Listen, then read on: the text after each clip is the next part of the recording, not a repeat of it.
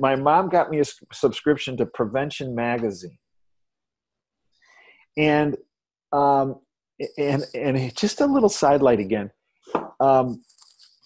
We lived outside Chicago, and we used to vacation in Michigan on the West Coast, and there was a nuclear facility near there. And my mom always kept iodine. And I remember looking in the medicine cabinet and go, what's all this about? She goes, well, it kind of tails into, you know, this prevention stuff I keep talking to you about. She goes, you know, if something bad happens, not that it's, you know, that it's the do-all and end-all of a nuclear event, but you know what? It's always good to have this around. Well, I ended up going to college in Pennsylvania, Bucknell University in Lewisburg, Pennsylvania, and she's she's helping me pack up stuff to go to college. I'm going to be a freshman, right? And she takes this bottle of iodine, and she puts it in my suitcase. I go, what's all that about? She goes, I checked out. She goes, there is a nuclear facility 60 miles from you. Okay. She goes, just like when we have it up at the cottage, when we go up there in Michigan, you're going to take this with you just in case. Well, do you know what the name of that reactor was 60 miles from Lewisburg, Pennsylvania? That would be 3 Mile Island. And I was in college when 3 Mile Island happened. And she called me that night and she said, get that iodine out and start taking it. She goes, I just heard on the news there's problems at 3 Mile Island.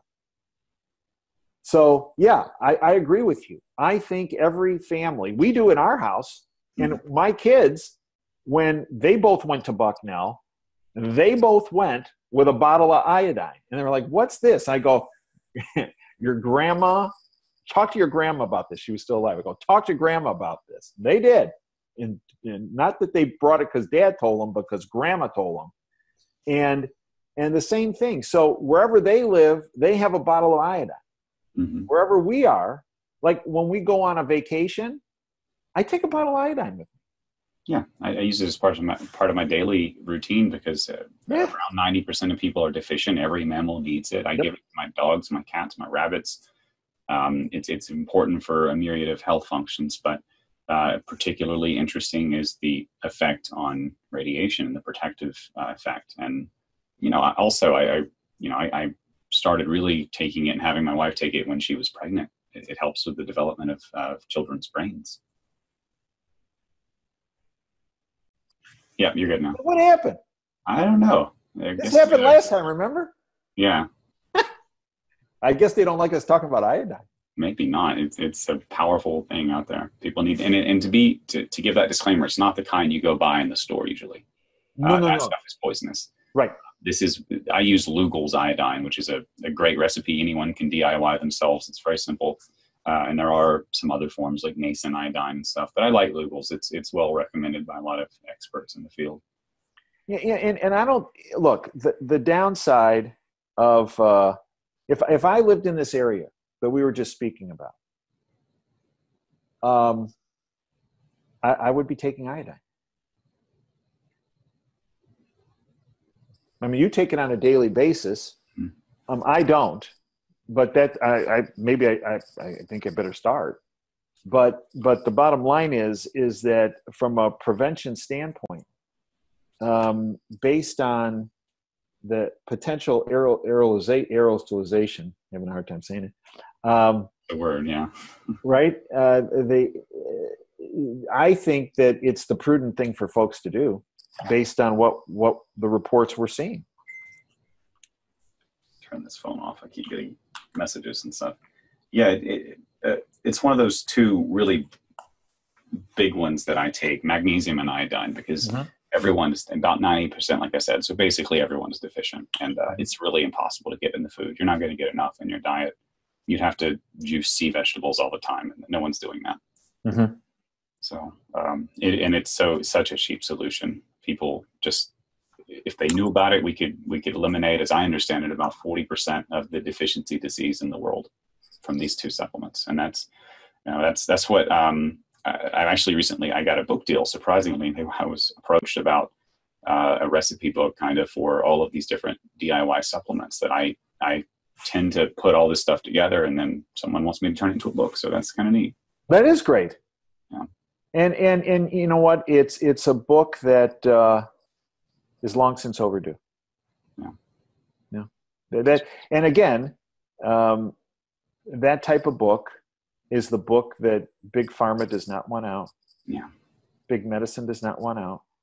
Big insurance does not want out. But it's a book that everybody needs to have. And writing a book is tough. Writing a book is tough. But if you have someone that is willing to publish the book and network the book, it takes a lot of time and effort. But I think it's a good thing to do, Dustin. Yeah. Well, I've heard the term or the phrase that authors don't make money anymore, and I believe that. I don't really expect to make any money on it. But, for me, it was always about trying to help people figure out how to take their health back from big pharma, because really my goal is to break those guys. I want to destroy big pharma. I want to bring them down. Well, you and me both. I wrote a book called The Awakening of a Surgeon, and it was an awakening on a number of different fronts. It's about empowerment of people through my work in prevention, which is what big pharma, big insurance, big medicine does not want. And as I didn't intend to actually write a book, but so many things had happened to me in just pushing the prevention agenda. Many people said, Dave, you're doing this for free. I mean, you're not getting paid anything to do this. You're doing all this stuff. One of your studies prevents 1.7 million people a year from being injured, saves $2 billion in healthcare costs. You spend $1,000 once, and all these big entities are coming after you. And to the point where you've had your life threatened, your family's lives have been threatened, and you got to write a book about this. Well, what I did, Dustin, is I just saved this stuff over time and filed. And finally, I got to a point where I said, I'm going to write this book. And it's interesting. When I started to write the book, there were some folks that said, you got to write the book. And there were many folks that said, oh, Dave, nobody's going to buy a book on prevention. Nobody, come on, forget it. Don't even. But I stayed with it, and I did the book, and I had a small publisher, which is good in some respects because you maintain editorial control. It's bad because they don't have the networking and marketing. And many people said, well, when you're first printing, Dave, you should tell the publisher print maybe, 100 copies. And because nobody cares about prevention, this kind of thing. And the publisher printed more than 100 copies. And I did what everybody does. When you get done with the book, you send it out to your friends, and here's a copy, take a look, I hope you enjoy it, blah, blah, blah. And I got a call back from a buddy of mine that I grew up with in Chicago. And he said, I read your book. And I go, oh. He goes, I really enjoyed it. And I enjoyed it so much, I gave it to somebody. And I go, oh. So I'm thinking, okay, well, Paul called because he wants another free book. No problem. So I said, hey, Paul, no problem. I'll send you another free book. No problem. He goes, no, that's not why I'm calling you. He goes, I want to tell you who I gave it to. I go, no, you don't have to do that. It's okay. I believe you. I'll just send you. He goes, no, I want it. I go, all right, fine. And he said, I gave it to someone who's a friend of mine here in Chicago, and she's one of Oprah's producers. Wow.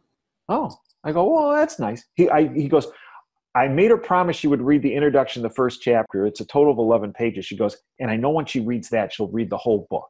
I go, well, that's very kind. And hundreds of people over time had told me they're going to help with the prevention stuff. And they said, oh, that's nice of you, Paul, for giving this to me. That's great. And knowing full well I wasn't going to hear anything. And about a week later, I get this call from this woman. And she said, Dr. Janda, as a favor to our mutual friend, Paul, I read your book. I'm like, okay. And she said, and here she goes, I work for Oprah, and I'm one of her producers, and we get about 1,000 books a week to read. But I did this as a favor to Paul, just to read the introduction, the first chapter, and I couldn't put it down, and I read the whole thing. And she said, I liked it so much, I just want to let you know I gave it to Oprah. And I thought, I said, well, that was very kind of you to do that. Thank you very much. And I really appreciate you doing that, knowing full well that this is where I was going to stop and stuff. Mm-hmm. And this was on a Thursday. And she said, I'll circle back with her tomorrow, and I'll be in touch. Okay. Knowing full well she wasn't going to call. I get the call the next day, and she goes, I just talked to Oprah. She goes, what are you doing next Tuesday?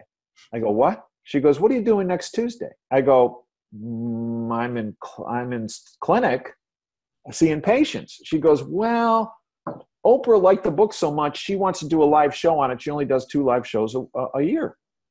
She wants to get this out right away because she's afraid if she tapes this, that she'll get pushback for who you go after in the book, and big pharmaceutical companies, big insurance companies, and big medicine, and they'll try to prevent the show from coming out, so she wants to do it live. We need you here next Tuesday.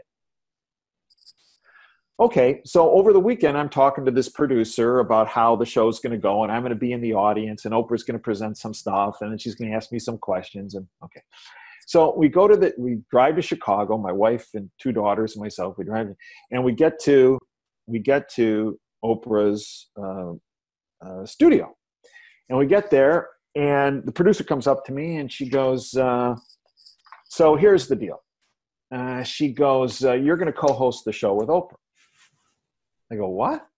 I go, I'm supposed to be in the audience. She's going to ask me some questions. And she goes, no. The plan has always been you're going to co-host the show with Oprah.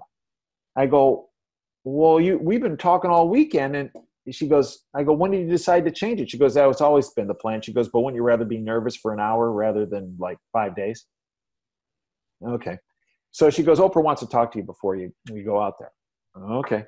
So they take my wife and kids out to the audience, and I'm sitting in this little room, and who walks in but Oprah? And she says, she goes, you nervous? And I go, yeah. But I go, you should be more nervous than I am because you're working with the dog. Me, you're the pro. She goes, you just be yourself. And she goes, I'll tell you what. She goes, I love your book. She goes, anybody gives you grief. She goes, I know you put your life on the line to get this information out.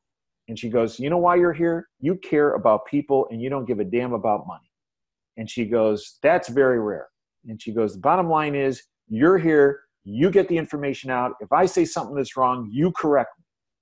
And she goes, and by the way, if after this show is over, you get any grief from anybody, you call me. I have your back. I'll deal with them.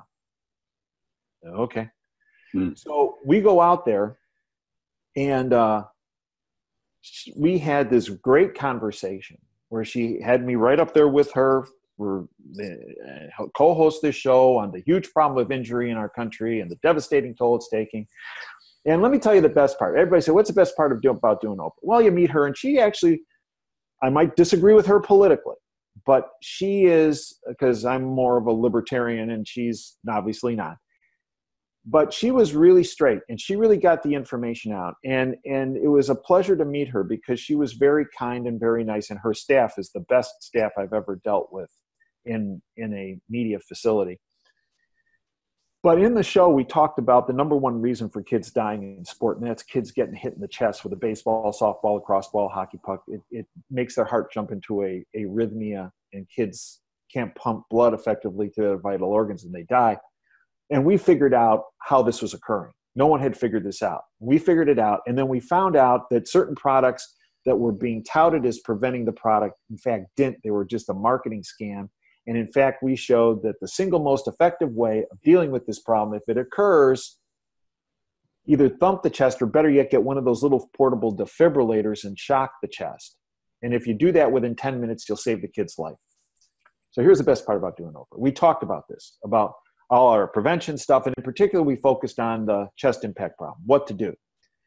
2 weeks after that show aired, a 13-year-old boy in the suburbs of Chicago got hit in the chest with a baseball, went down. 2 heart doctors were in the crowd. They ran out. They gave the kid CPR. CPR doesn't work. Gave the kid CPR, turned blue, respirations fell to 0, essentially dead. While all this was going around, a mom in the crowd called the police because she knew they had defibrillators in their cars in their community. She called them, said, get out here, get a defibrillator. Kid got hit in the chest. This officer showed up. The police ran with the mom to the kid. They shocked the little boy's chest, and he came back to life. There was a reporter in the crowd. A reporter goes to 2 heart docs and said, hey, did you know that shocking the chest would help bring this child back to life? Because you were giving him CPR and it wasn't working. No, we didn't know that. So they go to the mom. They go, are you a doctor? No. Are you a nurse? No. You have medical training? No. Well, how did you know that a defibrillator would save this boy's life from this scenario? She goes, I saw it on TV. I saw it on Oprah. Now, at one point, we were in a commercial break with Oprah, okay? And she looked at me and she said, what are you thinking about, Dr. Dave? And in my book, I talk about this guy, Norman Vaughn. Norman Vaughn was a chief dog musher for Admiral Byrd. And when Byrd conquered Antarctica, or discovered Antarctica, he named the largest mountain in Antarctica after Norman Vaughn. And the reason is because he said, if it wasn't for this one guy, it's our chief dog musher, we never would have made it, never would have accomplished our goals. We would have died. So they were all after Byrd to name the mountain after Byrd, and he said, nope, we're naming it after Norman Vaughn.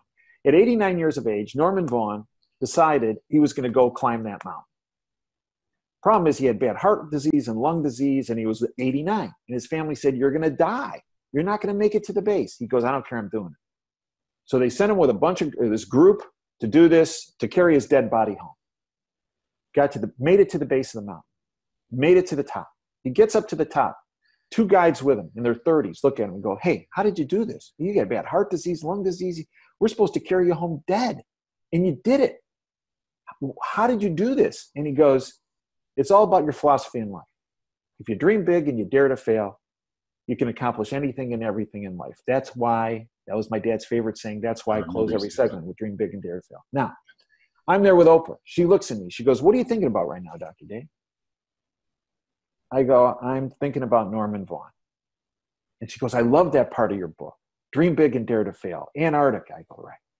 She goes, thousands of people told you you would fail, that you'd never make a difference with your prevention work, that people wouldn't know about it, that people threatened to kill you, threatened to kill your family over you getting this information out. She goes, but here you are. She goes, how many people you think are listening to us live right now? And I go, well, I don't know. She goes, 12 million. Nervous yet? And then the commercial ended and we came back on. But here's the best part, Dustin. One of those 12 million people was that mom in the suburbs of Chicago that watched that show, took that information, and 2 weeks later saved a boy's life while he was dying. And over the years, I've been contacted by dozens and dozens of people who saw that same show and did that same thing and saved somebody's life. And after that show, because we focused on defibrillators, at the time that show was made, no airport in the country had defibrillators. Because defibrillators are not just for chest impacts, they're for people that have a cardiac event. After that show, because of Oprah, airports around the country started having defibrillators. Businesses, offices started having defibrillators in their facilities. Sports facilities had defibrillators in their facilities. Thousands of people's lives were saved because Oprah decided to do that show and not buy into big medicine, big pharma, and big insurance of not doing it. Yeah. And that's the power of doing a book. And that's why I highly encourage you to do that book. You will save not just one life. You will save dozens of people's lives in doing so. Yeah. That's an incredible story. Tragedies prevented. Yeah. And it's about, and you know what? Everybody has that ability. They just have to step in the arena. They have to take the step. When people tell them, there's certain things people tell you not to do that it's a good thing not to do, right? Don't put your hand in the fire. Okay. But there are certain things that if you are driven to do something, don't be dissuaded by the doomsayers or the naysayers. Try it. that doesn't mean you won't have failures in the process, but just keep plugging along. If you're wired to do something, don't buy into the negativity in life. Do it. You know, as the saying is, Norman Vaughn, Ben Janda gave, dream big and dare to fail. Because when you do that, you create a better life for yourself, for your family, for our country, and ultimately the world. That's what it comes down to. Absolutely.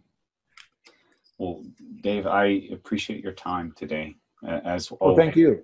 A great pleasure to chat with you. I always, you know, I think I lost track of time a little bit, but yeah, it was a great conversation, and that was very encouraging. You know, that thought, because at the end of the day, my motivation is it's not all altruistic. I mean, a little bit. I just want to fight the bully. You know, there's a little bit of that in there. Oh, I'm wired the same way, buddy. It is a little bit about helping people to prevent these things in the first place, because there's so much suffering going on out there, from you know, the vaccine issue all the way through the way that they treat just about any disease. You know, drugs. You know, I've seen it destroy my family. I've seen it kill my grandpa. It's just nonstop, and I know that I'm just one story out of millions of stories out there. And anything that we can do to help people to take back their health, be their own doctors as much as possible, you know, prevent these kind of diseases with simple things. That's something to be passionate about. I agree. All right. Well, thank you so much again for your time. I'll have to bring you back on, and we'll do this often, I hope. Well, I do too, Dustin. You are an inspiration to me, and you are a warrior, a freedom warrior of the highest order. I thank you, and it's always a pleasure to have you on our platform, on Operation Freedom, our radio show on Sundays, and also on DaveJanda.com on our platform. People value what you say and how you say it. You're a class act, and it's an honor to be able to spend time with you. Thank you. And you guys, you heard the link. Check it out. He does really good work as well. And